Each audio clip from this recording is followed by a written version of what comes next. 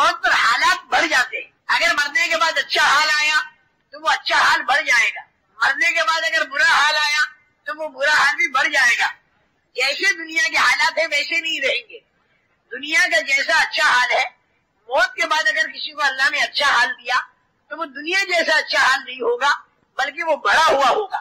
چھوٹے میں چھوٹی ادنا سے ادنا درجے کی جنت اگر اللہ نے کسی کو دے دی جو ایمان کے ذرے پر ملے گی تو وہ اتنی بڑی ہوگی کہ جس کے اندر جو پوری دنیا سے 10 گنا بڑی ہوگی، اور 70-72 اس میں ہوں گی بیویاں، اور 80,000 اس میں ہوں گے خدمت گزار، اور دودھ کی نہریں، پانی کی نہریں، شہد کی نہریں اور پاکیزہ شراب کی نہریں اس کے اندر چل رہی ہوں گی. سونے اور چاندی کی اینٹوں کے بنے ہوئے مکانات ہوں گے، ان کے جوڑنے کا گارا مشک کا ہوگا، اور جنت کی زمین کی مٹی زعفران کی ہوگی، اور پتھر اور کنکر ہیرے اور جواہرات کے ہوں گے، اور جو نعمت ملے گی وہاں پر کبھی چھینے گی نہیں. جنت میں جانے والا ہر آدمی جوان ہوگا، جوانی اس کی کبھی ختم نہیں ہوگی. مرد بھی اور عورتیں بھی 30-33 سال کی عمر کے ہو کر جنت میں جائیں گے، چاہے مرنے کے وقت میں عمر ان کی 90 سال کی ہوئی ہو، لیکن جنت میں جاتے ہوئے 30-33 سال کی عمر ہوگی. اور 50 کروڑ سال کے بعد اگر اس جنتی کو دیکھا جائے تو ویسا ہی جوان جاپان 30-33 سال کا ہوگا. جوانی ملی ختم نہیں ہوگی، اور زندگی ملی تو وہ بھی کبھی ختم نہیں ہوگی. موت کا وہاں پر ڈر نہیں، مکانات کے پوشیدہ ہونے کا ڈر نہیں، نہروں کے سوکھنے کا خطرہ نہیں.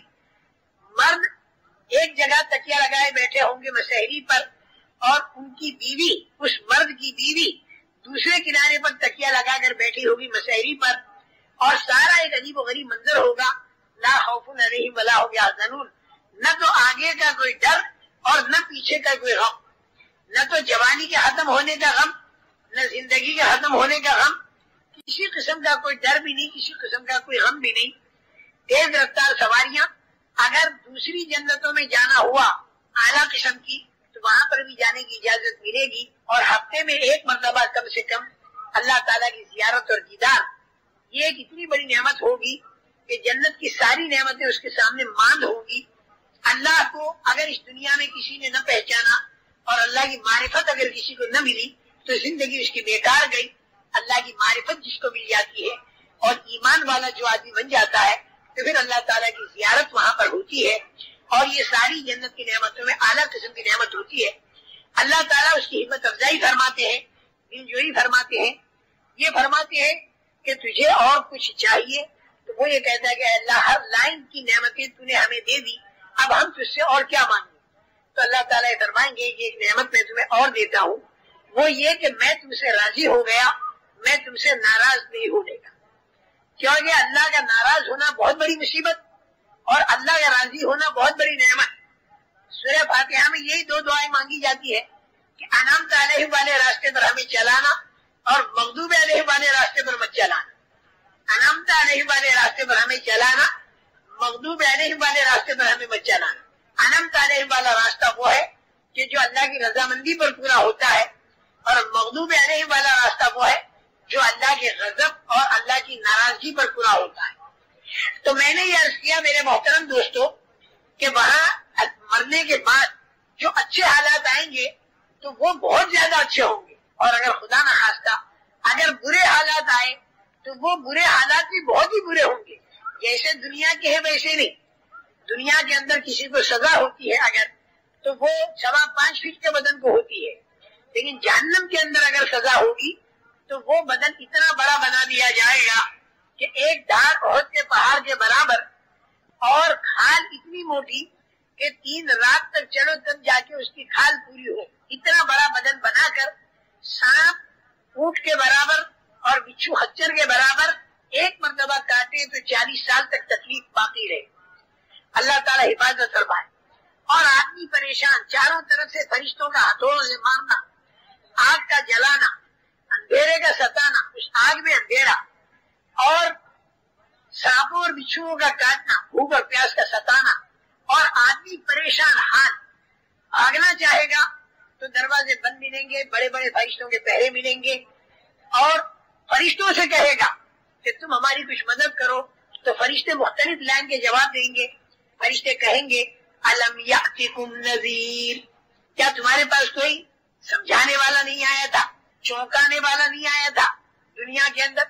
قالوا بلا قد جاءنا نذیر فكذبنا وقلنا ما نزل الله من شيء ان انتم الا في ضلال كبير وقالوا لو كنا نسمع او نعقل ما كنا في اصحاب السعير فاعترفوا بذنبهم فسحقا لاصحاب السعير. وہ کہیں گے بے شک ہم کو سمجھانے والے آئے تھے، قد جاءنا نذیر، تو ہم نے ان کو جھوٹا سمجھا. ہم یہ سمجھے کہ جنت اور دوزخ یہ خیالی چیز ہے، کچھ بھی نہیں، دل بہلانے کی یا صرف دھمکانے کی ایک چیز ہے. ہم کو یہ نہیں معلوم تھا کہ یہ واقعہ ہوگا اور ایسا ہوگا. کاش کہ اس دن اگر ہم مان لیتے اور سن لیتے، سمجھ لیتے، تو آج ہم یہاں پر جہنم کے اندر نہ ہوتے. اپنے گناہوں کا وہ اعتراف اور اقرار کریں گے، لیکن یہ اعتراف اقرار کرنا وہاں ان کے کام نہیں آئے. بہت بڑا داروغہ ہوگا ایک فرشتہ، اس سے کہیں گے کہ تو اللہ سے یہ دعا کر، بنا دو یا مالک لیقضی علینا ربک قال انکم ماکثون. داروغے کا نام ہوگا مالک. اے مالک تو اللہ سے کہہ دے کہ ہم کو وہ ختم کر دے بالکل. تو وہ جواب دے گا کہ بالکل ایسا نہیں ہوگا، اب تمہیں یہیں پر رہنا ہوگا. الگ الگ جواب. شیطان سے کہیں گے تیری بات ہم نے مانی اور ہم یہاں پر آئے تو ہمارا ساتھ دے.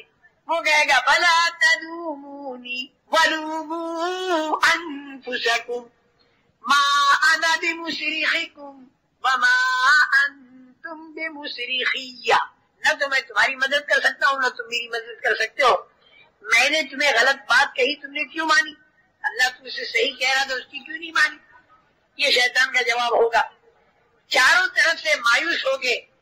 پھر دیکھیں گے کہ بڑے بڑے جو چودھری اور بڑے بڑے ذمہ دار دنیا کے اندر جب کوئی بات پیش آتی تھی تو ان بڑوں بڑوں کے پاس جاتے تھے اور ان سے کہتے تھے کہ بھائی ہم ایک پریشانی میں ہیں تو ہماری پریشانی کو دور کرو. تو ان بڑوں بڑوں کے پاس بڑے لیڈر، بڑے نیتا، بڑے چودھری، بڑے سردار ان کے پاس جائیں گے اور کہیں گے ہم ایک پریشانی میں ہیں، چاروں طرف سے ہم کو سانپ کاٹتے ہیں، فرشتے مارتے ہیں، آگ جلاتی ہیں، بھاگ نہیں سکتے، فرشتے ذرا بھی ہم پر رحم نہیں کرتے، شیطان ہمارا ساتھ نہیں دیتا، تم ہمارے بڑے ہو، تم ہمارے لیے کوئی راستہ سوچو. تو وہ کہیں گے استبرأ الذین اتبعوا، وہ لوگ کہیں گے کہ ہم کچھ نہیں کر سکتے، ہم بری ذمہ، ہم کچھ نہیں کر سکتے. تو اب یہ چھوٹے سب یوں کہیں گے کہ اب کی مرتبہ اگر اللہ نے ہم کو دنیا میں بھیجا تو اب ہم تمہاری پارٹی میں نہیں ہوں گے، اس لیے کہ تم نے ہم کو غلط راستہ بتایا. اور پھر وہ بددعائیں کریں گے، ربنا انا اطعنا سادتنا وكبراءنا فأضلونا السبيل ربنا آتهم ضعفين من العذاب ولعنهم لعنا كبيرا. اے اللہ ہم نے اپنے سرداروں کی مانی اور ہم نے اپنے چودھریوں کی مانی، لیکن اس نے ہم کو تیرے راستے سے ہٹا. اے اللہ تو ان کے اوپر دگنا عذاب ڈال دے اور اے اللہ تو ان کے اوپر اپنی لعنت کو برسا. میرے محترم دوستو، ایک بہت بڑا منظر کل قیامت کا آنے والا ہے اور اس میں کھرے اور کھوٹے کا فیصلہ ہوگا. یہ خبر انبیاء کرام علیہ السلام نے اللہ کے پاس سے لا کر ہمیں دی. اس کی تیاری کرنے کا زمانہ اس دنیا کا زمانہ ہے. مرنے کے بعد پھر کوئی تیاری آدمی نہیں کر سکتا. جب آدمی قبر کے اندر چلا گیا تو حالات تو بڑھ گئے، چاہے اچھے ہوں چاہے برے ہوں، لیکن انتظام کی طاقت ختم ہو گئی. موت کے معنی کیا ہے؟ انسان کے انتظام کی طاقت کا ختم ہو جانا. دنیا کے اندر اگر خدا نہ خواستہ یہاں سانپ آ جائے تو آدمی ڈنڈے سے مارے گا یا کم سے کم بھاگ جائے گا. آگ لگ جائے پانی سے بجھائے گا. اگر روشنی بند ہو جائے تو آدمی ٹارچ وغیرہ جلائے گا. آدمی کو بھوک لگے جا کر کھانا کھائے گا. آدمی کو پیاس لگے ڈول رسی سے پانی کھینچ کر اور پی لے گا. یہاں آدمی کے اوپر اگر کوئی حال آ دے تو اس کے پاس قوت انتظام ہے. اور موت کے کیا معنی؟ موت کے یہ معنی کہ آدمی کے اندر سے قوت انتظام ختم. قبر کے اندر سانپ تو آیا، ہٹانے کی طاقت ختم. اندھیرا آیا، اجالا لانے کی طاقت ختم. پٹائی ہو رہی، اس سے بچنے کی طاقت ختم. اگر 5-10 ڈنڈے رکھوی دے میں رشتے دار تو دنیا کے ڈنڈوں سے قبر کے سانپ نہیں مرتے، اور دنیا کے پانی سے قبر کی آگ نہیں بجھتی، اور دنیا کی ٹارچ سے قبر کا اندھیرا دور نہیں ہوتا، اور دنیا کی چیزوں سے قبر کے اندر سہولت نہیں ملتی۔ وہاں آدمی جب دیکھے گا کوئی راستہ نہیں تو پھر وہ اللہ سے یوں کہے گا کہ اے میرے اللہ، میرے کو تو واپس لوٹا دے۔ اتنا تو وہ بھی جانے گا کہ قبر میں کچھ کر نہیں سکتا، یہاں پر میں نماز نہیں پڑھ سکتا، اور یہاں پر میں روزہ نہیں رکھ سکتا، تسبیح اور تلاوت نہیں کر سکتا، اے اللہ تو میرے کو دنیا میں واپس بھیج دے۔ اتنی بڑی دولت یہ دنیا کی زندگی تھی جو میرے ہاتھ سے نکل گئی۔ اب میرے کو معلوم ہوا کہ دنیا میں اگر ایک مرتبہ سبحان اللہ کہتا تو جنت میں میرے لیے ایک درخت بنتا، الحمدللہ کہتا تو درخت بنتا، دنیا میں سب کا خیرات کرتا تو اس کا میرے کو بدلہ ملتا، دنیا میں اللہ کے دین کی دعوت کا کام کرتا کہ جتنے انسانوں میں دعوت کا کام پہنچتا اور جتنے انسانوں میں دینداری آتی ان سب کے برابر میرے کو اے اللہ ثواب ملتا۔ اب تو میرے کو دنیا میں واپس بھیج دے۔ اب میری سمجھ میں بات آ گئی، اب میں دنیا میں کیا اچھے کام کروں گا۔ اللہ تعالیٰ فرمائیں گے کل نہ، بالکل نہیں۔ اور دیکھو ایک بات میں بتاؤں، دنیا کے اندر انسان پر جو تکلیف آتی ہے وہ تکلیف اس لیے آتی ہے تاکہ آدمی الٹا راستہ چھوڑ دے اور سیدھے راستے پر آئے۔ دنیا کے اندر کی تکلیف خدا کی ایک رحمت ہے۔ جب آدمی غلط راستوں پر چلتا ہے تو پھر اللہ تعالیٰ تنبیہ کے طور پر تکلیفیں ڈالتے ہیں، اور ان تکلیفوں کا منشا اور ان تکلیفوں میں مصلحت اللہ کی یہ ہوتی ہے کہ لعلہم یرجعون۔ بار بار اللہ تعالیٰ فرماتے ہیں کہ یہ چھوٹی تکلیفیں میں ڈالتا ہوں تاکہ تم پلٹا کھا جاؤ، یعنی غلط راستہ چھوڑ دو، صحیح راستے پر آ جاؤ۔ دیکھو میرے محترم دوستو، یہ باتیں جو میں آپ حضرات کو بتا رہا ہوں، اسی زمانے میں یہ باتیں بتانا کام تھا نبیوں کا۔ یہ باتیں حضرت موسیٰ علیہ السلام کے بتانے کی تھی۔